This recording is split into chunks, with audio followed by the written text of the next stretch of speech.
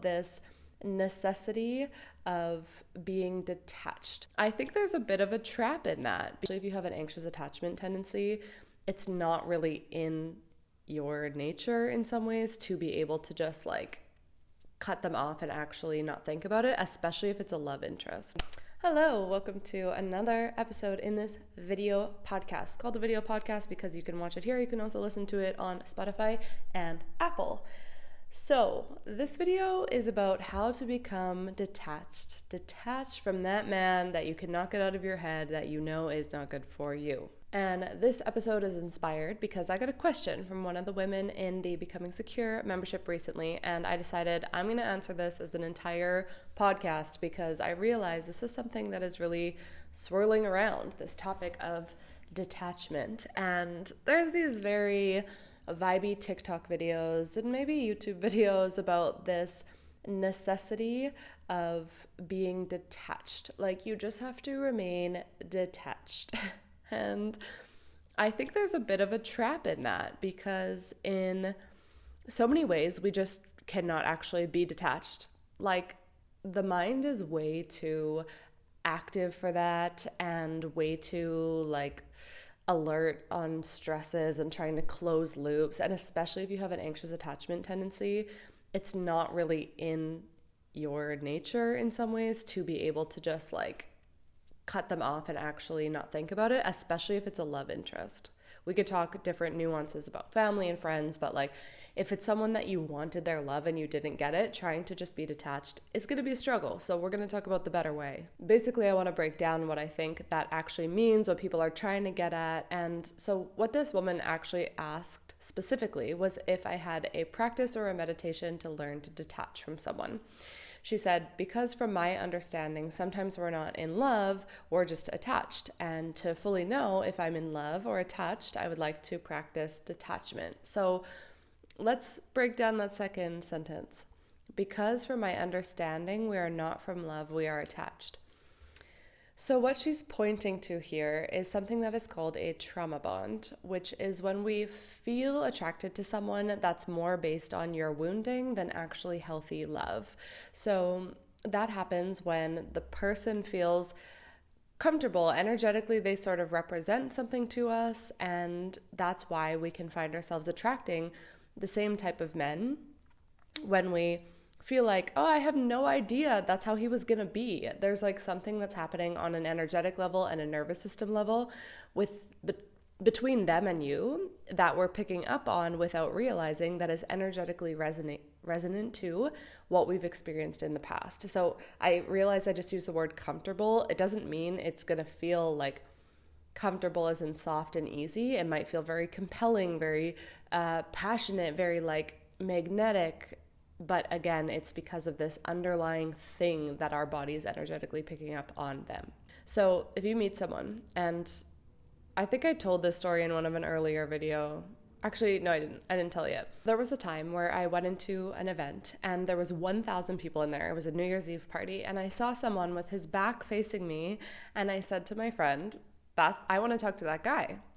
And the reason that I probably picked up on him so quickly was because his energy, literally his vibe, his aura, his frequency, his nervous system matched what seemed attractive to me for so long, which was this avoidant, unavailable, hard to get person that I was going to have to prove my love to, that was ultimately going to end up not choosing me.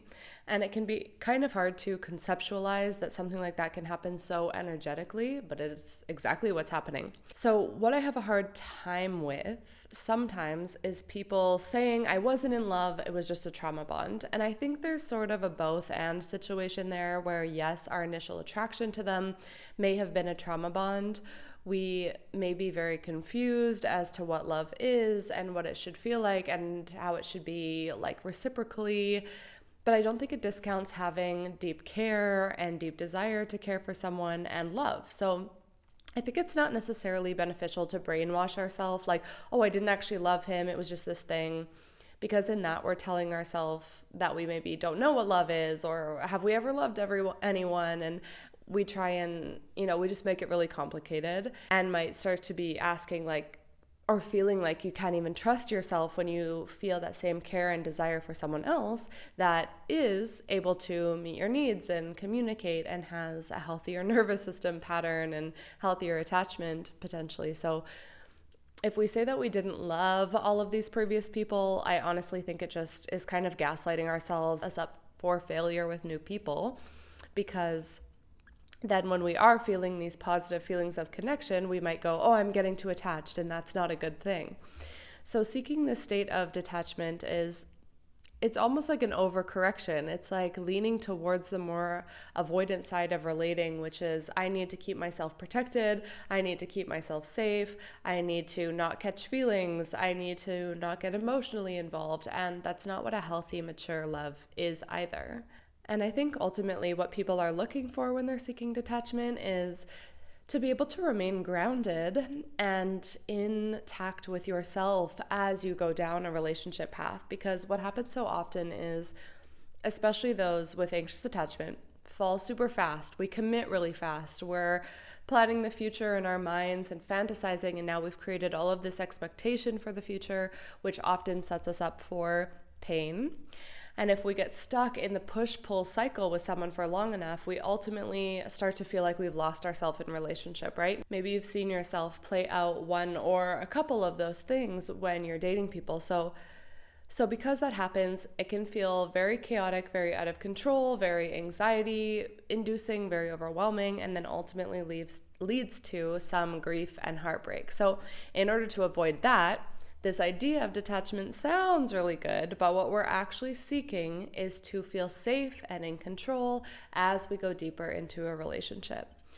And I think another trap in the topic of detachment is that it's pretty foreign to your nervous system as someone with anxious attachment. So even if you're acting detached, I'm going to call out that you probably don't feel detached at all, because unless you're doing this work on a nervous system level and you're doing somatic work and subconscious work, maybe you are in my membership and you're diving into that, but unless you're able to bring detachment deeply into your subconscious and you're actually going through more of a healing process of separating from someone in your life, you're probably not actually detached, and then it becomes a strategy to feel like you have the upper hand in relationship or something. So hopefully with that little mini rant, I've de-romanticized the idea of being detached.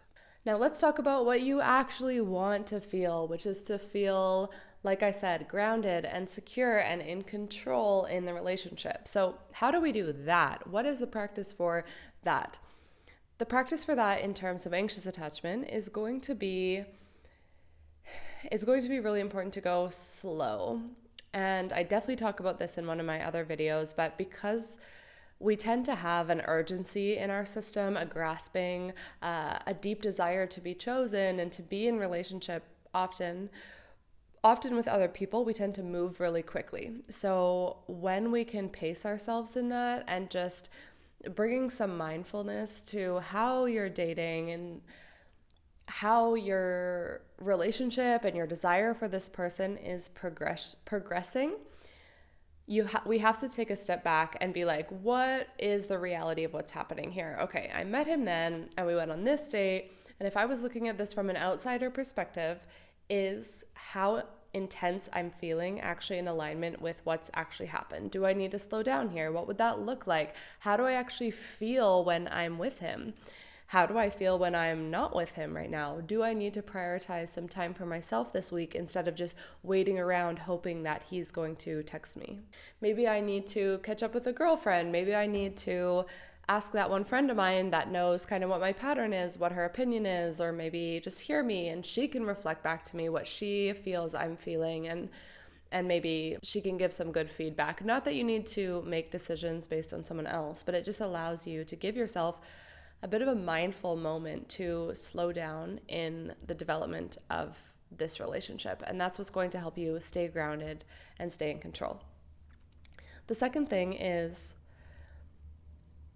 definitely being in tune with what your needs and boundaries and wants are in terms of pursuing a relationship. So often when we are caught in this thing in our insecurities of just trying to get a man. Like, our insecurities are so high that our self-worth is like low enough to be like, I just want any man that I'm attracted to want me.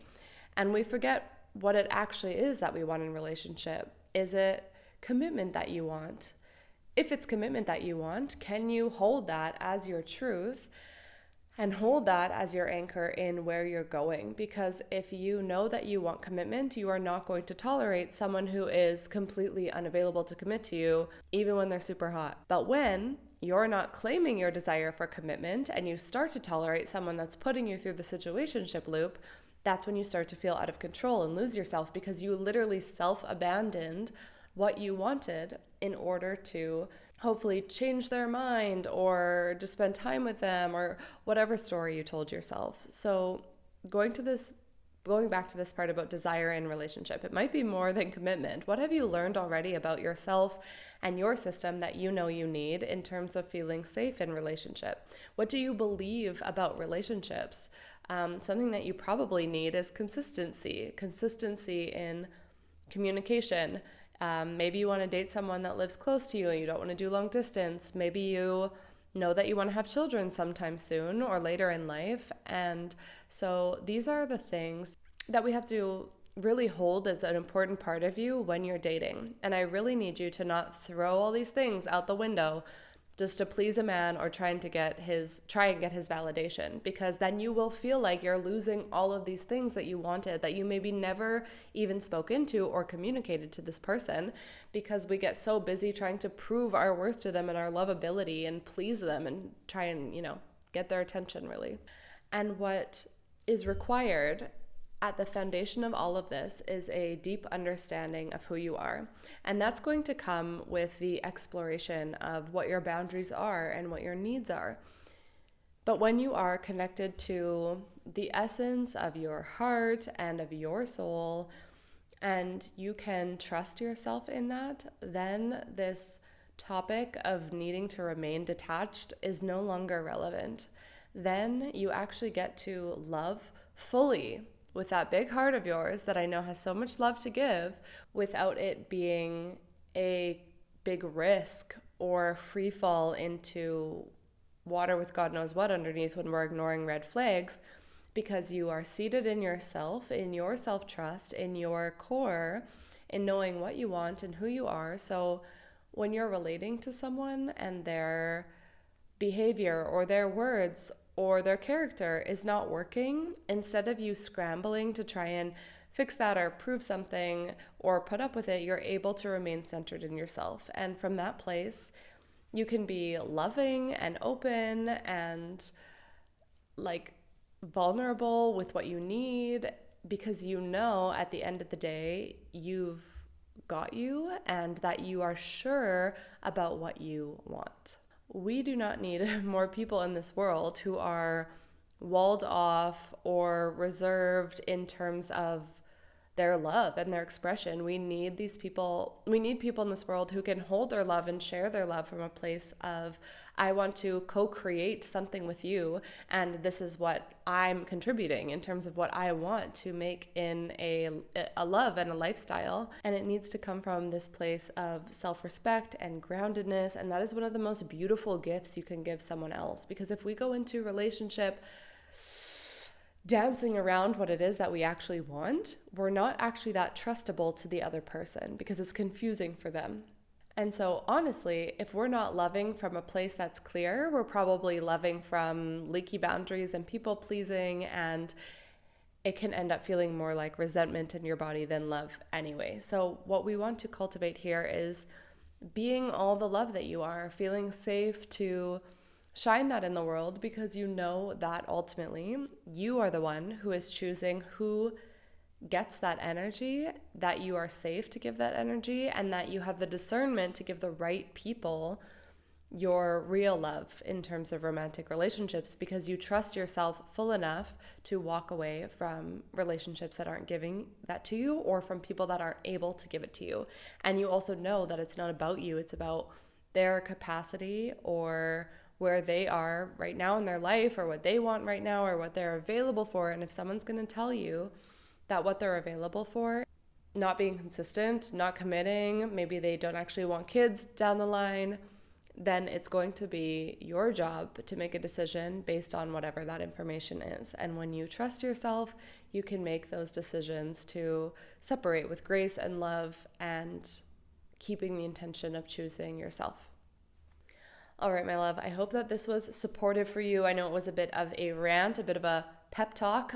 Sometimes I like to bring the fire through on things that I'm passionate about. So if it was helpful, any insight, musing, takeaway, questions, put it in the comments below and I'll take a read. Also would love to see your thumbs up on this video if it was helpful for you. And if you're ready to dive deeper into this work, if you're ready to submit questions and, get the support you need, like this episode came from someone's question in my membership, the Becoming Secure membership is available for you.